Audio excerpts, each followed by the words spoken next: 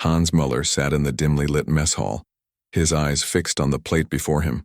Roast beef, mashed potatoes, green beans, white bread with butter, and a slice of apple pie. After years of subsisting on watery soup and black bread, this abundance seemed surreal. He leaned toward his fellow prisoner and whispered, "This must be our last meal." The words hung in the stale air of the mess hall like a death sentence. Around him, dozens of other German prisoners stared at their plates with the same mixture of wonder and terror. Some hadn't touched their food at all, convinced it was poisoned. Others ate mechanically as if fulfilling a final duty before facing the firing squad. The silence was broken only by the occasional clink of metal spoons against tin plates and the shuffling of American guards who watched with expressions of puzzled concern. In 1944, as World War II raged on the United States, found itself housing a growing number of German prisoners of war. By the end of the conflict, over 425,000 German soldiers were interned in more than 500 camps across America. The United States, adhering to the Geneva Convention of 1929, was committed to treating these prisoners humanely, providing them with adequate food, shelter, and even recreational activities. This commitment would prove to be one of the most successful psychological warfare campaigns of the entire war, though it was never intended as such. The American approach to prisoner treatment was methodical and deliberate. Military planners understood that proper care of prisoners served multiple purposes. It encouraged enemy soldiers to surrender rather than fight to the death. It demonstrated American moral superiority, and it provided a valuable labor force for the home front. What they didn't anticipate was how profoundly this treatment would affect the prisoners themselves, many of whom would return to Germany as informal ambassadors of American values and democracy. In contrast, Germany during the war was a nation under severe strain. The Allied blockade and the demands of total war had led to stringent rationing that grew more severe with each passing month.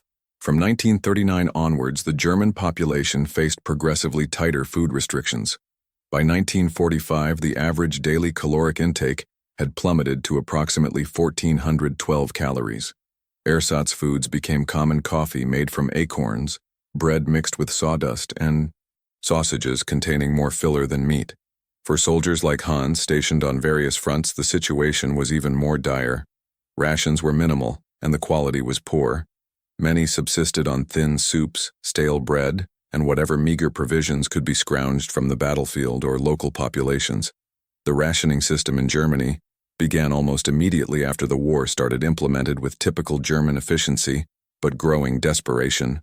Food cards were distributed to every citizen with different colors and stamps determining what could be purchased and when: red stamps for meat, blue for processed foods, green for vegetables. But as the war progressed and Germany's situation became increasingly desperate, even these rations became increasingly scarce. By 1943, a German civilian's weekly meat ration was equivalent to what an American might consume in a single meal. Butter became a luxury reserved for special occasions, if available at all. Sugar disappeared from most households, entirely replaced by saccharin when that could be found.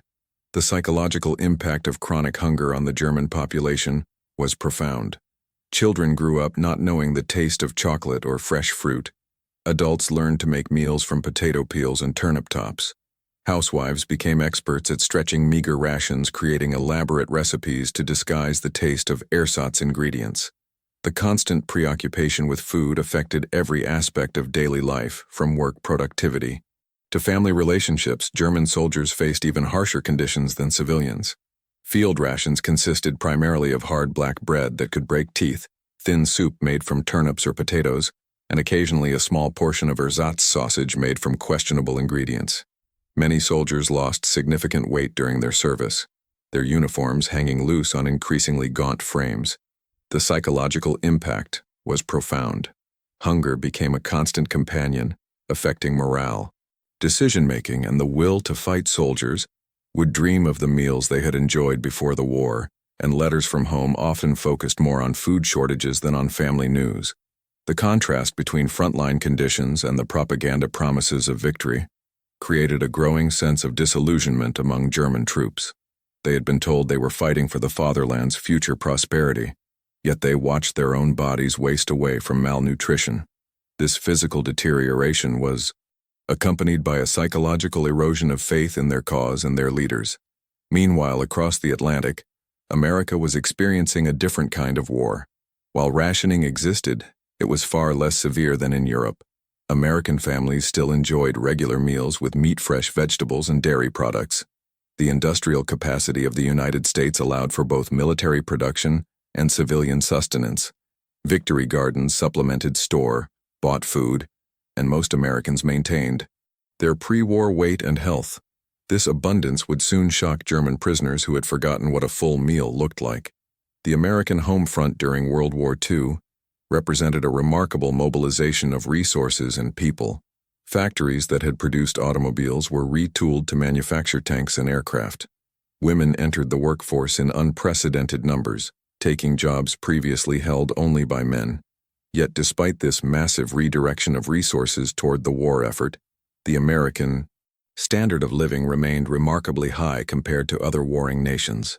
Captured during the North African campaign, Hans and thousands of his compatriots were transported across the Atlantic in a journey that would change their lives forever. The journey was arduous and filled with uncertainty.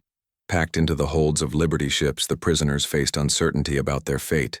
Rumors abounded: would they be executed upon arrival, used for forced labor in mines or factories, worked to death? In concentration camps, the unknown loomed large, fed by Nazi propaganda that had painted Americans as brutal and vengeful. The crossing took weeks, with prisoners crowded into converted cargo holds that had previously carried military supplies. Seasickness was rampant, and the stench of unwashed bodies and vomit filled the confined spaces. Many prisoners had never seen the ocean before, and the vastness of the Atlantic reinforced their sense of being transported to an alien world. They shared stories and fears in whispered German, speculating about what awaited them in America.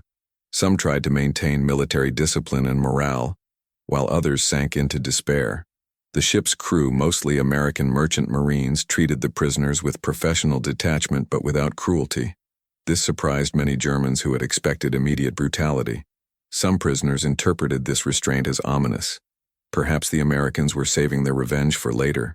Others began to wonder if the propaganda they had been fed about American savagery might have been exaggerated. During the long voyage, prisoners had time to reflect on their circumstances and the war that had brought them to this point. Many began to question the ideology they had been taught, especially as they observed the calm professionalism of their captors. The contrast between Nazi promises of victory and their current situation as defeated prisoners was stark and undeniable. Some had heard propaganda about American brutality stories, designed to discourage surrender and maintain fighting spirit. These tales spoke of torture, execution, and slave labor, awaiting any German soldier unfortunate enough to be captured by the Americans. Others clung to hope that the Americans, unlike the Soviets, might treat prisoners according to international law, but uncertainty gnawed at them all. Would they ever see Germany again? Would their families even know they were alive? Had their homeland already fallen to the advancing Allied armies? The propaganda war had been intense on both sides. German soldiers had been told that Americans were racially mixed degenerates who would show no mercy to captured Aryans. They were warned that American society was dominated by Jews and communists who sought revenge against the German people. These stories were designed to make German soldiers fight harder and surrender less frequently, but they also created genuine terror among those who were captured. Disembarking at ports like New York and Boston, the prisoners were processed and then loaded onto trains bound for camps scattered across the vast American landscape. The processing centers were efficient, but not brutal. American officials checked documentation, conducted medical examinations, and assigned prisoners to appropriate camps based on their rank, specialty, and perceived security risk. The bureaucratic nature of this process was both reassuring and bewildering to men who had expected immediate violence. As the trains chugged through the countryside, the prisoners glimpsed scenes of abundance that contradicted everything they had been told about America. Fields brimmed with crops that seemed untouched by war stores displayed goods in windows that sparkled with electric light. Civilians appeared well-fed and content, wearing clothes that seemed impossibly luxurious compared to the worn garments of wartime Germany. Children played in yards of houses that looked like palaces compared to the bombed-out ruins many prisoners had left. Behind this was a stark contrast to the bombed-out cities and scarcity they had left behind. The German prisoners pressed their faces to the train windows, trying to comprehend what they were seeing. Was this elaborate theater designed to demoralize them? How could a nation at war maintain such prosperity? The evidence of American abundance was overwhelming and undeniable. The train journey across America was a revelation in itself that would fundamentally alter many prisoners' understanding of their enemy. Through the windows, German prisoners saw endless farmland worked by modern machinery, prosperous towns with paved streets and electric streetlights and infrastructure. Untouched by war, children waved from platforms, women wore colorful dresses that seemed to come from fashion magazines, and men drove automobiles that seemed impossibly luxurious. The contrast with war-torn Europe was staggering and psychologically devastating to men who had been told that Germany was winning the war. Here was a nation that had been at war for nearly 3 years, yet showed no signs of the devastation that had consumed Germany. There were no bomb craters, no rubble-filled streets, no gaunt faces of the chronically hungry. Instead, there was an almost casual prosperity that suggested a nation barely touched by the global conflict that had consumed their homeland. Upon arrival at camps such as Camp Aliceville in Alabama, the prisoners underwent medical examinations, were issued new uniforms, and received orientations about camp rules. Many braced themselves for harsh treatment, expecting the victors to exact revenge for years of warfare. Instead, they were met with efficiency and a surprising level of respect that left them confused and off balance. Camp Aliceville, like many American prisoner facilities, was built according to Geneva Convention specifications with careful attention to international law. Wooden barracks housed the prisoners with adequate heating and ventilation systems that provided more comfort than many had experienced even before the war. Medical facilities were staffed with qualified doctors and nurses who treated German prisoners with the same care they would provide to American soldiers. Recreation areas included sports fields and spaces for cultural activities. The camp even had a library stocked with German books and newspapers, allowing prisoners to maintain connection with their language and culture. The processing was methodical, but not cruel, conducted with the same efficiency that characterized American military operations. American guards checked identification, recorded personal information, and assigned prisoners to barracks based on rank and specialty. Medical examinations ensured that sick or wounded prisoners received proper treatment immediately. Many Germans were surprised by the professional, almost bureaucratic nature of their reception. There were no beatings, no humiliations, no revenge for the years of war that had brought them to this point. The camp's organization impressed many German prisoners who recognized the efficiency and planning that had gone into its construction and operation. Everything seemed to have been thought through in advance, from the layout of the barracks to the scheduling of meals and activities. This level of organization suggested a nation with vast resources and careful planning capabilities. The first meal was a revelation that would haunt Hans Meller for the rest of his life. Seated in the mess hall, the prisoners were served generous portions of food that seemed to come from a dream of abundance. Fresh meats, vegetables that still had color and texture, bread that was soft and white, and desserts that many had not tasted in years. For men who had grown accustomed to near starvation, this was almost incomprehensible. Some hesitated, suspecting a cruel trick or psychological torture. In German military tradition, a lavish meal was sometimes a prelude to execution. The phrase Henkersmahlzeit, or hangman's meal, echoed in their minds like a death knell. Was this their last supper before facing American justice? Hans stared at his plate in disbelief, his hands trembling as he held his fork. The roast beef was thick and juicy, unlike anything he had tasted in years of military service. The meat was tender and flavorful, cooked with care and seasoned with spices that had become memories in wartime Germany. The mashed potatoes were creamy and rich, made with real butter and milk, rather than the watery substitutes he had grown. Accustomed to green beans were fresh and crisp, not the wilted preserved vegetables that had become standard fare. The white bread was soft and sweet, a luxury that had disappeared from German tables years ago. And the apple pie, he had almost forgotten that such desserts existed, with its flaky crust and sweet filling that spoke of abundance and peace. Around him, other prisoners exhibited similar reactions that ranged from wonder to terror. Some refused to eat, convinced the food was poisoned or part of some elaborate psychological torture designed to break their spirits before execution. Others ate ravenously, as if afraid the food would disappear. or be taken away before they could finish. A few wept quietly, overwhelmed by the abundance after months or years of hunger that had become their constant companion. The American guards watched with a mixture of sympathy and confusion, unable to understand why a simple meal would provoke such intense emotional reactions. The guards had been briefed on the poor conditions in German camps and the malnutrition many prisoners had suffered, but seeing the reality was different from reading reports. These were not the fearsome Nazi soldiers of propaganda posters, but gaunt, frightened men who seemed amazed by basic human decency. The reality was far from their fears, though it would take time for the prisoners to understand this. The United States, committed to the Geneva Convention and its own moral principles, ensured that prisoners received the same rations as American soldiers. This meant a daily caloric intake of approximately 3,200 to 3,500 calories more than many of these men had consumed even before the war began. The abundance was not a prelude to execution, but a standard of humane treatment that reflected American values and strategic thinking. American military planners had studied the Geneva Convention carefully and understood its strategic value. They understood that proper treatment of prisoners was not just a moral obligation, but a strategic advantage that could pay dividends throughout the war and beyond. Well-fed, healthy prisoners were less likely to attempt escape or cause trouble within the camps. Moreover, adherence to international law would protect American soldiers if they were captured by enemy forces. Perhaps most importantly, humane treatment could serve as a powerful propaganda tool, encouraging enemy soldiers to surrender rather than fight to the death. The meals served to German prisoners were substantial by any standard and reflected the abundance of American agriculture and industry. Breakfast typically included eggs prepared in various ways, bacon or sausage toast, with real butter jam made from actual fruit, and coffee that was strong and plentiful.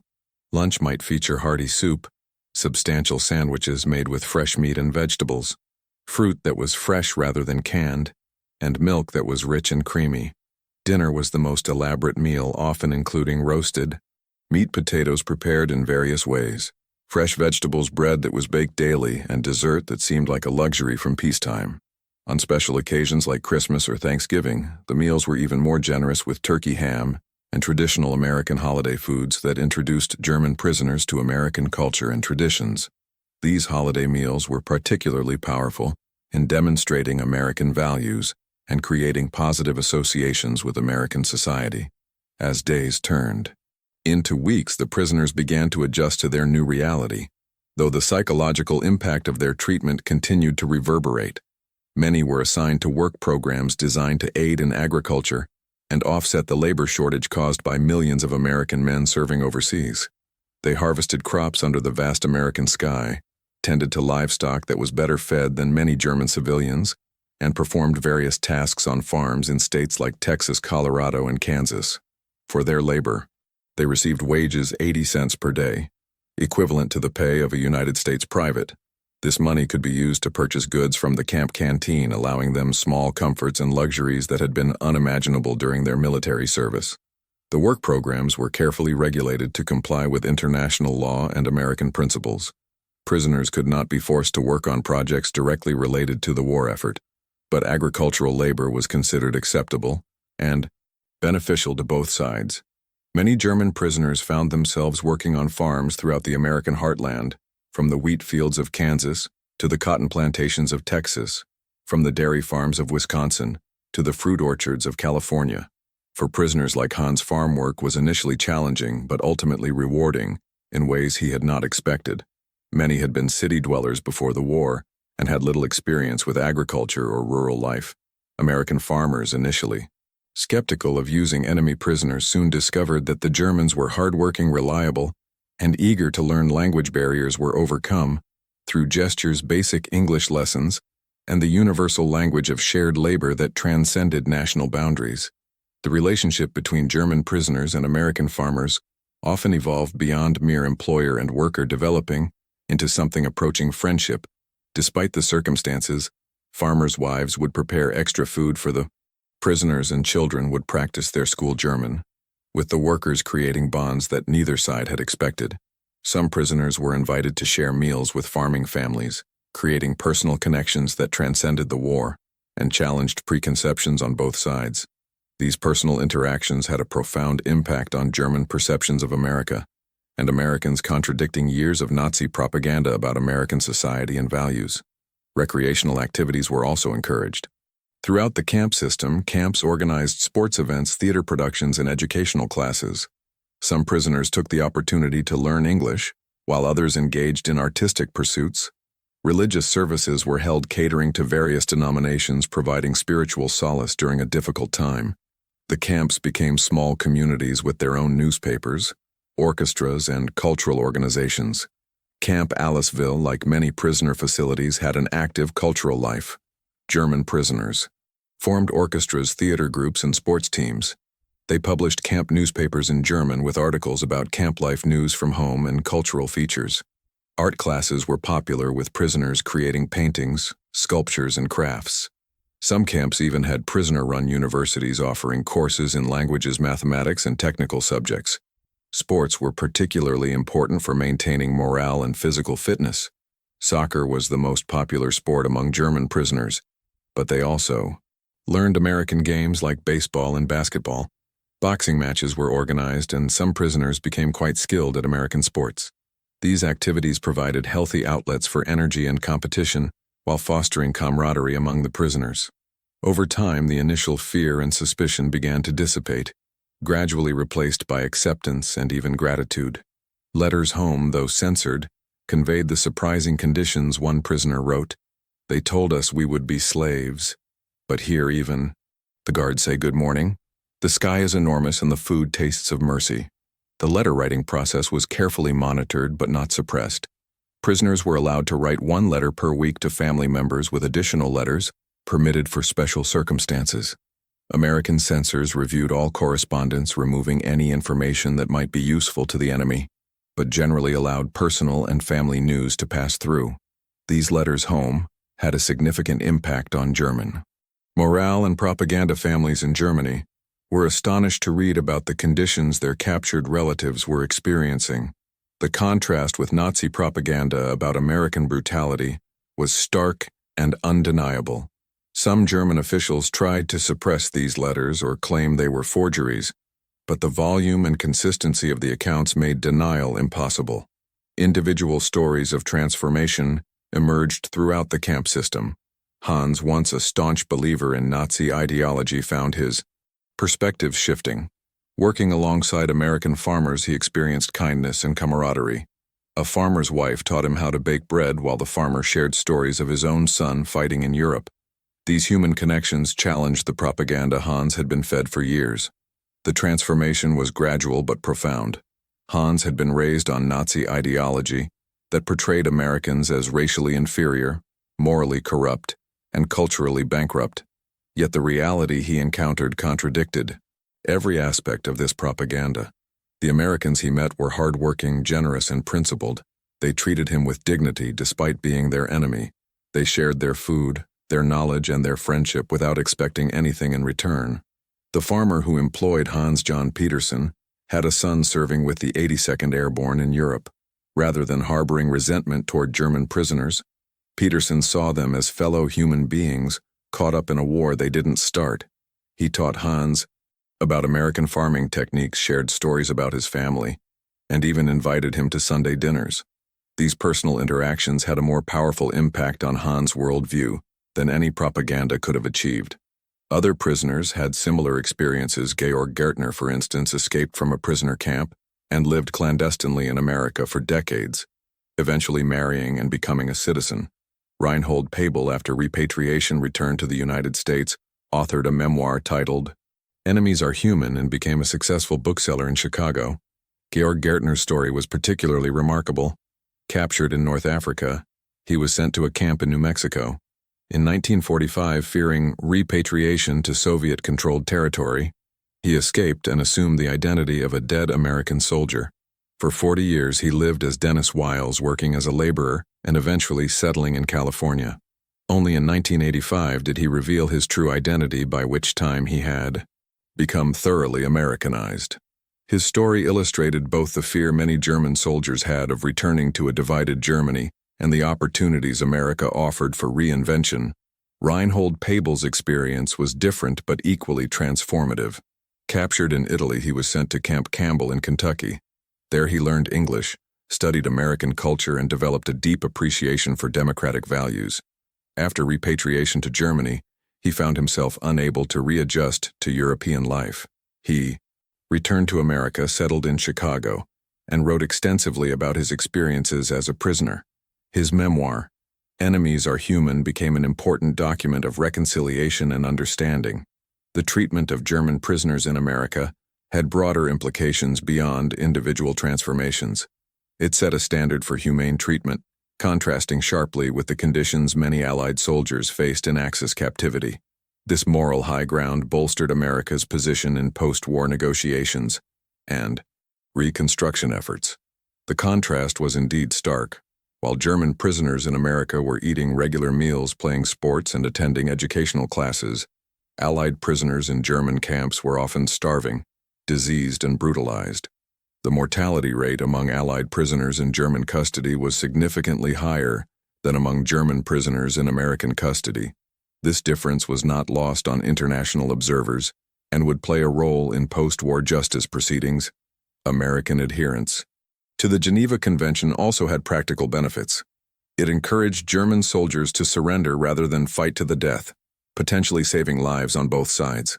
It demonstrated American commitment to international law and human rights values that would become central to the post-war international order, and it created a reservoir of goodwill among German prisoners who would return home with positive impressions of America and democracy. The economic impact was also significant. German prisoner labor contributed substantially to American agricultural production during the war. With millions of American men serving overseas, farms faced severe labor shortages. German prisoners filled this gap, helping to maintain food production that was essential for both the home front and the war effort. The 80 cents per day paid to prisoners was far less than what American workers would have earned, making it an economically beneficial arrangement for the United States. As the war drew to a close, the process of repatriation began. Between 1945 and 1948, the majority of German prisoners were returned to their homeland. However, the experiences they carried back were profound. Many had developed a deep respect for democratic values and the American way of life. Some chose to return, immigrating to the United States and contributing to its post-war growth. The repatriation process was complex and sometimes controversial. Many German prisoners feared returning to Soviet-controlled areas of Germany where they might face persecution or forced labor. Some, like Georg Gärtner, chose to escape rather than face repatriation. Others requested to remain in America, though few were granted permission during the immediate post-war period. For those who did return to Germany, the readjustment was often difficult. They found a country devastated by war, divided by occupation forces, and struggling with food shortages that made their prisoner rations seem luxurious. Many former prisoners became advocates for democracy and reconciliation with the West. Their first-hand knowledge of American society and values made them valuable allies in the reconstruction of Germany. Hans Müller was among those who returned to Germany in 1946. He found his hometown in ruins, his family scattered, and his country occupied by foreign armies. But he also brought with him a new understanding of democracy, human rights, and international cooperation. He became active in local politics, promoting reconciliation with former enemies and supporting the development of democratic institutions. The impact of these returning prisoners on German society was subtle but significant. They served as informal ambassadors of American values, countering lingering Nazi propaganda and promoting understanding between former enemies. Many maintained correspondence with American friends they had made during captivity, creating personal bridges across the Atlantic that would endure for decades. The story of German prisoners in America is a testament to the complexities of war and the capacity for humanity amidst conflict. It underscores the power of kindness, the breaking down of enemy stereotypes, and the universal desire for dignity and respect. In the end, the last meal feared by Hans and his fellow prisoners was not an omen of death, but the beginning of an unexpected journey toward understanding and reconciliation. The broader lessons of this experience extend far beyond World War II. The treatment of German prisoners demonstrated that even in the midst of total war, adherence to humanitarian principles was possible and beneficial. It showed that treating enemies with dignity and respect could transform them from adversaries into allies, and it proved that cultural exchange, even under the most unlikely circumstances, could break down barriers and build understanding. Today, as the world continues to grapple with conflicts and divisions, the story of German prisoners in America offers hope and guidance. It reminds us that our common humanity transcends national boundaries, political ideologies, and military conflicts. It shows that small acts of kindness and respect can have profound and lasting impacts, and it demonstrates that even the darkest chapters of human history can contain seeds of redemption and reconciliation. The mess hall where Hans Müller first feared for his life became, in retrospect, the beginning of his transformation from enemy to friend, from Nazi believer to democratic advocate. The abundant meal that he mistook for his last became the first of many experiences that would reshape his understanding of America, democracy, and human nature itself. In that moment of misunderstanding lay the seeds of a greater understanding that would help heal the wounds of war and build a more peaceful world. If you enjoyed learning about this remarkable chapter of World War II history, please consider subscribing to our channel for more fascinating stories from the past. Your subscription helps us continue bringing you these incredible tales of humanity, courage, and unexpected connections that shaped our world. Don't forget to hit the like button if this story of German POWs and their surprising encounter with American hospitality moved you or taught you something new. Every like helps more people discover these important historical narratives. We'd love to hear your thoughts in the comments below. Have you heard similar stories from your own family's wartime experiences? What surprised you most about the treatment of German prisoners in America? Share your reflections and join the conversation with fellow history enthusiasts. Your engagement through likes, comments, and subscriptions makes it possible for us to research and produce more content like this. Thank you for being part of our community and helping us preserve and share these vital stories from history.